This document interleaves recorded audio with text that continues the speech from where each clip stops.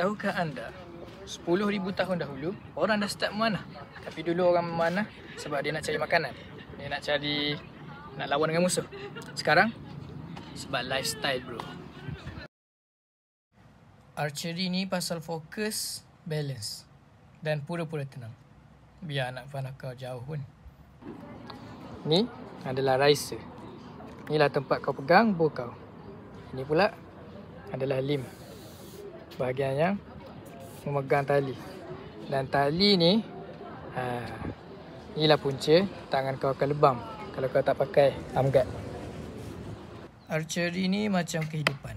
Kadang kena, kadang tak kena. Begitulah kehidupan. Bak kata pepatah, you miss every shot you didn't take.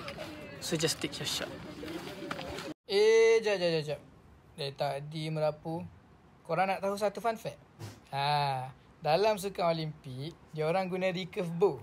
Bukan compound bow yang nampak macam robot transformer tu. Recurve bow ni simpan lagi banyak tenaga. Dan bagi bunyi tang yang puas gila bila kena sasaran. Macam abang. So tak kisahlah kalau korang suka sejarah, korang kompetitif atau nak jadi Robin Hood versi TikTok, archery memang pilihan korang. So kalau korang nak main memanah, jangan lupa join Uniza, especially Puspa ataupun Asasi. Saya Yasin, ikon anda. Bye. Tahukah anda ada So moral of the story kepada dia. So tak kisahlah kalau korang ni kompetitif, suka main memanah atau just nak jadi Robin Hood TikTok,